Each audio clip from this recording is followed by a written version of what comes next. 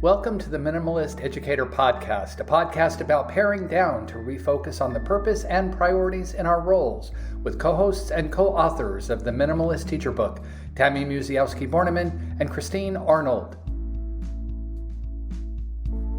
Welcome back, everyone, to the Minimalist Educator Podcast. I'm Christine Arnold, and today we're continuing our discussion on that fascinating survey we started last week. If you missed part one, don't worry, we can always go back and catch up after this episode. In the first half of the discussion, we broke down part one of a survey responded to by the partners of teachers. We also discussed the key results and trends that stood out from the first half of the survey. But before we dive into part two, just a quick recap for those joining us for the first time. This survey was conducted with a small number of participants and covered a range of topics, from how often teachers bring work home to the impact of our work on our health. The goal of this survey? To understand how our work in education is viewed by our significant others. So let's get into it. This episode goes into more responses to our survey questions and also links back to some of the findings we found in part one. Thanks for tuning in to this part two discussion. If you found any of these insights helpful, please subscribe, leave a review, and share it with someone who also loves digging into the data. So the next question was, how do you perceive your partner's overall job satisfaction? Okay. Overall job satisfaction. So despite all of the really hard things and impact on family, and I would say that, and this is kind of weird, but I'm going to say that job satisfaction is somewhat high, like maybe 70%. Unfortunately, no.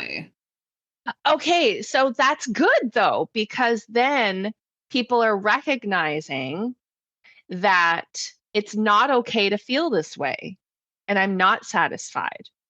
You know what I mean? Like, because some people will overlook, like, yeah, I'm tired every day. I don't have energy for anything. There's all these things that we have to do. We have this other new thing coming in. But yeah, I'm okay with it. Like, that's not okay.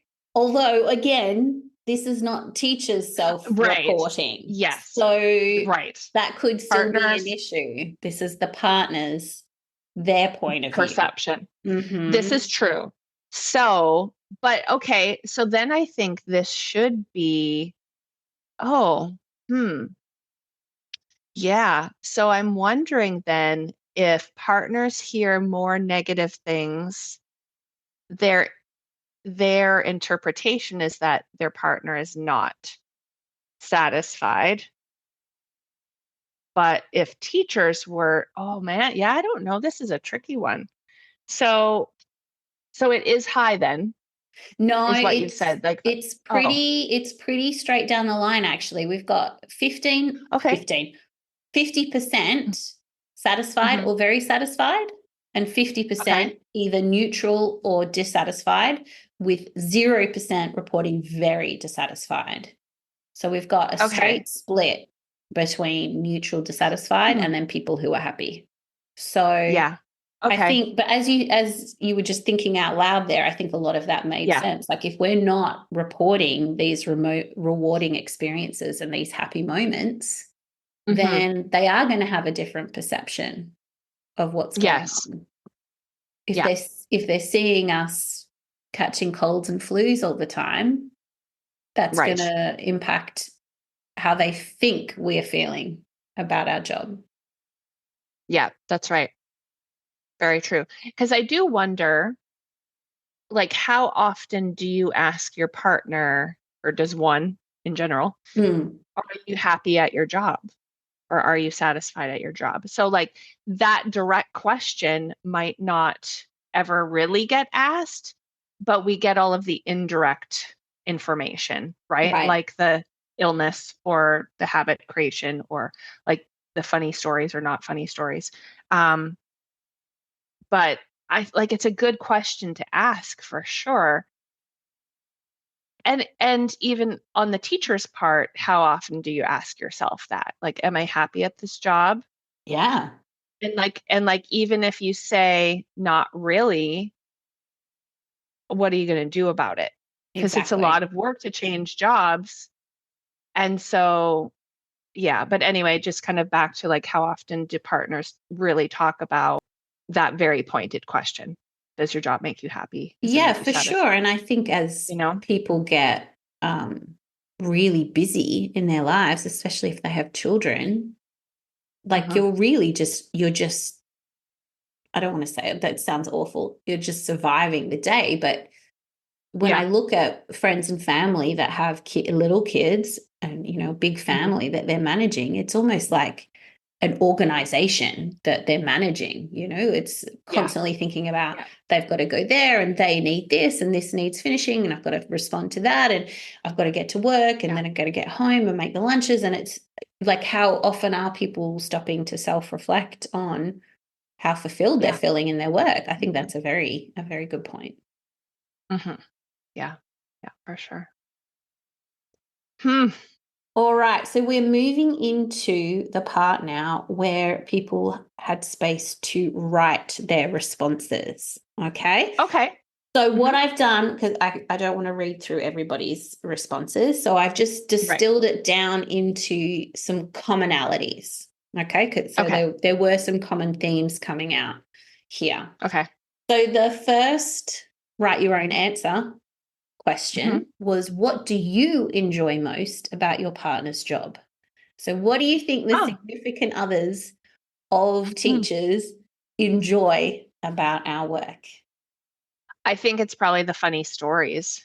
That's definitely one that came up quite a bit. Yeah.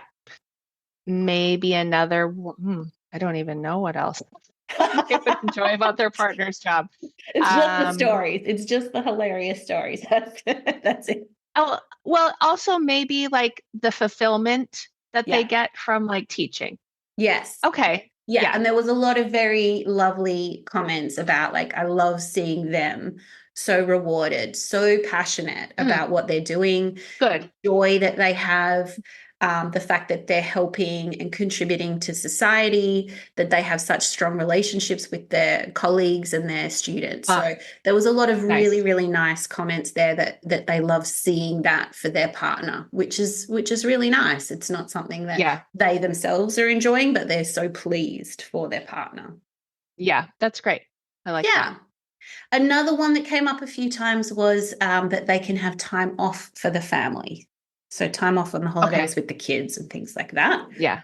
That came up a little bit. And then I am going to point out this one comment. Not if it was you yourself that wrote this comment, I'm not having a go or laughing at you, but it's more from a place of curiosity because I want to know what's happening. So the question was, what do you enjoy most about your partner's job? And there was one response that was just simply one word: food. Oh, I love that. But it's just got me really curious because I'm like, is your partner like a cooking teacher? Are they bringing home like food from work, or is that like, are they getting like party bags from the kids, or are they bringing home food from staff parties? Like, what is happening? How are you getting food? Yeah. Yeah. Ooh, that's like a great perk. That's awesome. It just got me so curious. I'm like, where are you getting the food? Anyway, I just wanted to mention that one. I want to find out more. Where's the food coming from? Where's the food? Yes. Yes. Awesome. So the next question was, how has seeing your partner be a teacher influenced your own thinking about teaching? Okay. So I think there was probably some mention of they see how hard it is. Like there's realizations about all of the things that teachers have to do. And that teachers don't, maybe there isn't enough support in the teaching profession. I wonder if that might be something. That's not really a thought influence, but maybe a thought that came up. Maybe that it's not for everyone. Okay. Some good guesses there.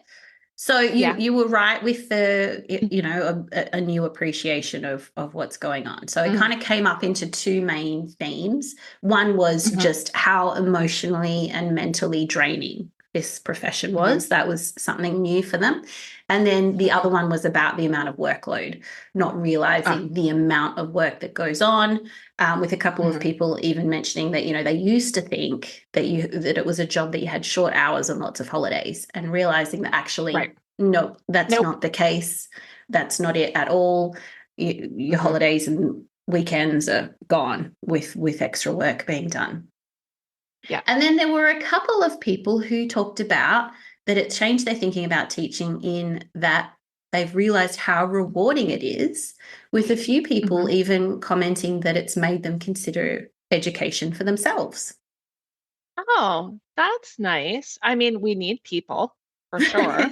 We do, don't we? So come on in. Um, You know but what you're getting that yourself in for sure. right, exactly. That's what I was just gonna say. You know what you're gonna feel like and what's some of the things that you're going to encounter. That's really yeah, so that really just says how much they admire their partner then and the work that they do. True. So that's really thoughtful. Yeah, very cool. So the next question was, what should people know about being the partner of a teacher? Well, like, what's a warning that you should let people know? If you're going to get Yeah, together with a teacher, what do you need to know? yeah. That their time is uh, going to be absorbed by a lot of work things. Mm-hmm. Because besides planning, there's like parent teacher conference nights and you know teacher like beginning of the year orientations, parent night, school events, and all of that kind of thing. So your time is a little bit monopolized. Um, that there will be probably some tears and lots of sleeping, hopefully, or maybe not as much sleeping because of stress and terrible school dreams. Like Mm, those are not fun. no. Um, but also that there would be some joy from the job too. So, like the real hard things, but also that sense of like, again, that fulfillment of there is a sense of like, there's a reason why this person teaches. Right. So, hopefully that came up too. Yeah, so definitely there was comments like, you need to know that they're going to be tired. They're going to bring some of the emotional work Mm-hmm. home with them, as Mm-hmm. well as the actual physical work. A lot of Yeah. people talked about, like, you're going to need to be there for your partner. Mm. You need to Yeah. help. You need to support. One person even talked about the idea of like buying back time. So like doing things around the house to free up the personal time Yeah. that the teacher has when they're home, which is Yeah. really nice that people are really trying to make that effort to make Yeah. home time a more lovely experience for the teachers. Yeah. A Yeah. lot of people also talked about, like, you are going to get involved in this school. You are going to cut out. You are going to Yeah. laminate. You're going to be a guest speaker. Like, you are going to be in the classroom Yeah. setting up. Like, get ready. Like, Yes. All those things. Mm-hmm. learn how to Yep. make a bulletin board because it's happening. Yes. Yep. Get And to know the custodian too, because yeah, we're gonna it's like get to know the people in the building. that's it.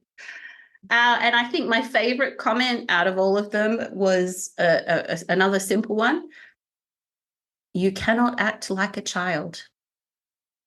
And I just thought, you know Yeah. what? That is brilliant. We cannot deal with kids Thank all you. day and come home and deal with another child, your partner being another child Yes. at home as well. I was like, yes, thank you. Thank Absolutely. you. Yeah. Yes. Oh my goodness. That is a lot. Oh, yes. Not another person to take care of, please. Exactly. We want to come home to someone mature who is our partner Yeah. in all things. Absolutely, for Yeah. sure. Yeah. Yeah. That's awesome. And then our very last question of the survey was, what message would you send to all the teachers? Ooh. Um, you can do it. I don't know. Yeah. Mm-hmm. Maybe you're appreciated Yep. and needed. Mm-hmm. Yeah, I feel like that would probably be a main message, like just the appreciation and the need for teachers. Absolutely. Yeah, you're on it. You're on it there. So a big common one that came up was reminders about like this is a job, it's not your life. Like you're not gonna on your deathbed, you're not gonna want to have more time at work. You have family and friends that Yes. love you and need you. Like let's put this in Yeah. perspective. So that was a big That's a good common one that came up. And then a lot of you are appreciated, thank you, you're doing a great job, the world needs you, a lot of comments like that. And then we had quite a few people talking about like you deserve better, you deserve to be paid more, you deserve better working conditions, you need smaller class sizes, more support. Like there was a lot of that coming up as well. Yeah. I mean, all true statements. Yeah, for sure. And the quote that I'll share with you from that section was, "You are near the status of a saint. I applaud you." Oh my goodness. Seriously though. Absolutely. Yeah. I just think it's a real clear sign that they see us. They see us. They Yeah. see what we're going through. They see what we're doing. They recognize it. Yeah. There is appreciation and support. And yeah, that recognition that it's a hard job and it can be consuming, but with support of your people, it can be more manageable. Yeah, absolutely. Yeah. Yeah. So that is the end of the survey responses. I'm hoping it wasn't all doom and gloom for you, Tammy. It wasn't. And there was definitely some, some pleasant sort of surprises and some definite not surprises. Mm-hmm. But I do really appreciate that people took the time to answer the survey and just with the honesty, especially in those last few questions with where they could write in a response. And it's really enlightening and endearing to hear their thoughts about what their partner does. Mm-hmm. So yeah. Yeah. Yeah. Definitely glad we did it. Maybe we'll have to do a follow-up survey again sometime in the future. Yeah, I think so. I think so. Well, I think that I hope that our listeners took away some, just some joy from that episode and some maybe, not reframing thinking, but just talk to your partner about these kinds of things too. Like if it seems like you're coming home always feeling very negative, like share a funny story if you can find one from your day. There's always going to be something, something like, so yeah, because it can feel hard and we can get pulled down. So remember that, your partner's there for you to support you and don't be afraid to ask for help. Even outside of your home partner, right? Like there are millions of teachers. You can always reach out to somebody when you feel like it's feeling negative and you need to be pulled up or whatever it is. But like this is just really, I think this was a good way to get some insight into those of us who are there to support us. But yeah, we're all in it together. And so, find your people. And so even if you are an educator listening and you don't have a partner in your life, it doesn't matter. You have people there to support you as well. You've got your colleagues and your friends and, we're all in this same gigantic scary boat with some holes in it. Sorry, that was terrible. But we all have flotation devices. Oh, okay, good. I'm glad. Yes. I'm glad. Yeah, No, for sure. And I think the big takeaway for me is like just that reminder of they want us to feel good and they want us to be enjoying our lives and have space for them as well. So I think that's a really good reminder for all of us. Yeah. Thank you, Christine, for making this a surprise for me. This was a fun episode to do, actually, to just like go into it without knowing what responses were going to be. So that was a fun change in our share. It was, but I also enjoyed preparing the surprise for you. So I'm glad it worked out for both of us. Yeah, that's awesome. All right, listeners, thanks for joining us today. And we will be back with you again next time with another episode of the Minimalist Educator Podcast. Today's episode was brought to you by Plan Z Professional Learning Services, forward-thinking educator support. Find out more at planzplservices.com. Be sure to join Tammy and Christine and guests for more episodes of the Minimalist Educator Podcast. They would love to hear about your journey with minimalism. Connect with them at PlanZPLS on Twitter or Instagram. The music for the podcast has been written and performed by Gaia Moretti.